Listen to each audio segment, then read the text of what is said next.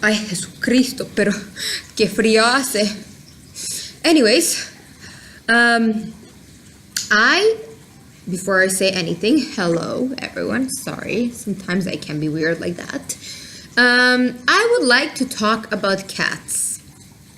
Particularly for those of you who are big animal lovers and who love to rescue and foster cats, especially stray cats. If you have an indoors cat that lives with you, please be careful because it has happened to me because I am a cat lady. I'm a big time cat lady. Whenever I come across a cat on the street that's kind of in a need of a help, I will offer my warm home to it until I find a better solution, until I find someone to adopt it, whatever it is, okay? So throughout the past couple of years, that is what I have been doing because I just love cats. Again, I know I've repeated myself like millions of times, but one thing that I never, ever really thought of was like diseases that those cats might have. So I have a cat who lives with me for 8 years already. And she's been pretty like social cat, and she's pretty accepting and everything. And me, bringing all the cats in, she had to get used to just having random cats every now and then. But like I said, I never really used to check whether those cats that I bring from outside are healthy or not. Because, I mean, I have absolutely no idea why. How come I never even thought of this before, but I just didn't. I was like, oh, look, a poor cat. I'm going to bring it home and help it, you know. It's like, what else you can do? So I have decided that I'm not going to bring cats in anymore, just here and there. I will try to help them as much as I can. I feed the cats in front of my building every single morning. I bring them water and food every single morning. But I don't want to taking cats into my flat anymore. So a couple of months ago, I decided to adopt another cat to be a friend to my baby. Okay?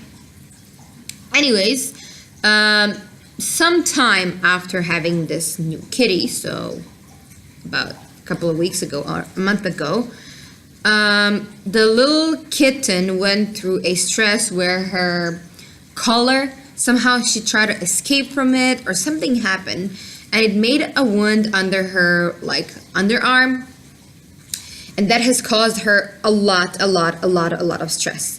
Anyways, that stress has caused her immune system to drop, which, you know, if your immune system drops, you're more exposed to getting sick, yeah?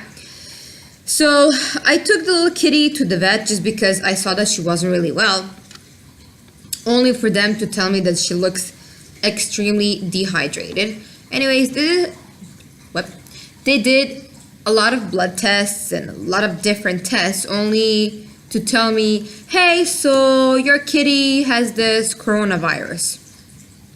I was like, what are you talking about? Coronavirus? Like, I'm sorry, what is this? I've been dealing with cats for such a long time of my life. And I have never, honestly, I have never heard of coronavirus before. So I was like, well, what? I mean, okay, coronavirus, I don't know, is this like a little flu or what is there? Like, no, actually, her kidneys and her liver, like she has a failure for her kidneys and her liver. And I was like, oh my God.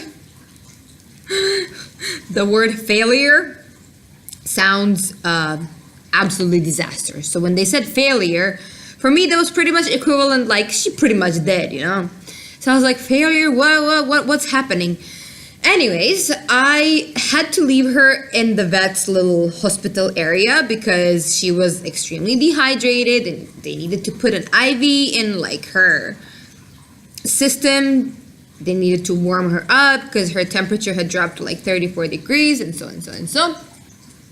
So I came home all like lost in time and space because I had no idea what was going on. And I heard that this virus is contagious, not to humans, but to other cats. And I was like, oh my God, my baby, my baby. No, just not my baby, no.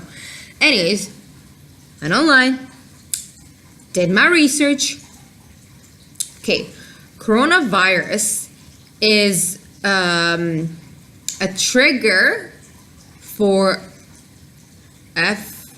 FBP, which is something similar to HIV, but in cats. It's not FIV, which is feline HIV, but it is in the same range, okay? So if a cat has this virus that's called coronavirus, and if cat's immune system drops down very, very badly,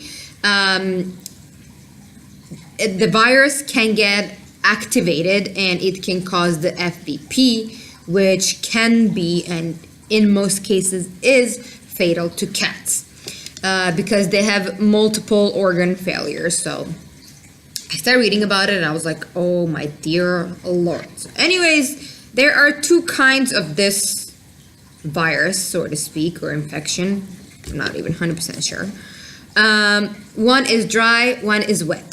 If the cat by any chance gets the wet one, that means that liquids in their bellies just fill up and their organs just stop working completely. This one is pretty much 100% fatal. Like, if they get the wet one, they're gonna die. If they get the dry one, which is just failure of a couple of organs, which is pretty bad to me, there is still a slight possibility that the cat survives, which luckily happened to my new little kitty. She survived, she was fine, and I was talking to the vets, and I was asking them what to do, what should I expect now, you know, how long does she have to live? And she's just a year old. I don't even know if she's turned 1 year yet. Anyways, they're like, well, you know, normally life expectancy after such an attack is approximately 2 months. I was like, hold on. You're telling me my cat has 2 months left of life? They're like, well, you know, we can't guarantee, but that's mostly how it is. So anyways, I was like, you know what? You gotta tell me, is this thing contagious or is it not? So they're like, yes, ma'am, it is highly contagious. How highly contagious? They said that through saliva, it is very highly contagious. So if the cats that live together share a bowl of food, there is a very high chance that the cat who's not infected will get this coronavirus. I was like, what's the percentage, or what's the chance of the other cat getting this coronavirus as well if they share the same food bowl? You know what they told me? 100%. So I was like, you kidding? So my cat has this virus as well. My other cat, my older cats, they're like, yeah, if they've been living together for like a few months now, for sure they ate from the same bowl, for sure they had water from the same bowl. Guess what? Probably she does. Well, I took her to get her blood tested, and guess what? She ended up having the same thing. So now, me freaking out, because I'm such a control freak and I love my cats more than anything. In order for them to stay alive, this is the crucial part now. In order for them to stay alive, their immune system has to be like super, super, super strong. In case their immune system drops down, especially the older one, that's it. Like, there's just no cure. So now, I mean, I don't think I've ever seen my older cat kind of get sick or whatever, but now I have this additional stress that I have to keep my cat's immune system up. But how? I mean, they're both indoor cats now, but like how do I ensure 100% that their immune system stays up? Anyways, I will try as best as I can. I bought some kind of like vitamins and some liquids that the vet has prescribed to give them to try to keep their immune system up. But again, there's only so much I can do. The most important thing is finding very good quality food for your cats, giving them clean water, making sure their litter box is clean at all times, because a bunch of parasites can go through their little poopy poop. And that's how a lot of diseases are transferred between one and the other cat. So I have decided I'm not bringing any more cats from the outside into my house, because I don't know what they can have.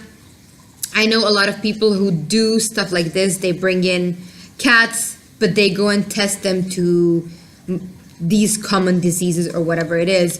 But in this country, it is very expensive to do these tests. So what I'm trying to say is, if you have an indoors cat and you're like me, you're someone who likes to help animals and likes to provide them with a home, at least for a temporary amount of time, please get those animals tested and make sure that they don't have any of those contagious diseases, because your original pet might suffer. And that's clearly not something that you want. So this one is more just like informational video on my personal experience with what has happened. This happened about 2 weeks ago.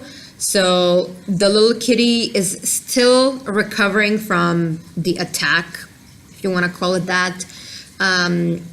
She is under my blanket pretty much 24 hours a day.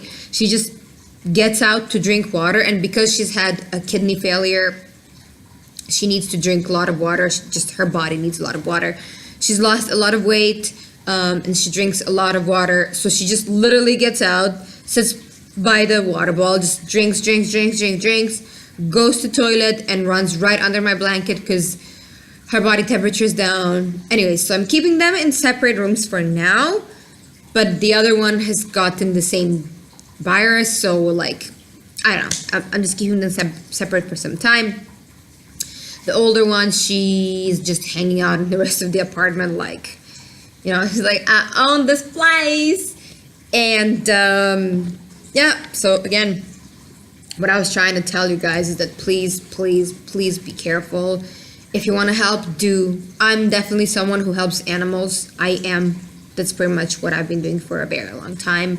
And I don't think I'll ever stop doing that. But if you want to help other animals and others in general, you got to make sure you're fine first, of course, before anything else. So for your own sake, I mean, you know that there are diseases that can be transferred from pets to humans. So just be careful. Get those pets checked before you bring them into your homes, especially if you're taking care of like stray animals. If you're gonna adopt them or like foster them from a place, I'm pretty sure the people at that place will have checked them, and you know, they will have an idea of what the cat has or dog or whatever animal you wanna take care of. But if you're taking care of the stray ones, please take care of yourself and take care of your pets, okay? That's that. Thank you, guys. Yes, I'm in my blanket because I'm cold all the time. It's 50 degrees outside here in Dubai, but I'm cold. Okay, but my heart is warm. Bye.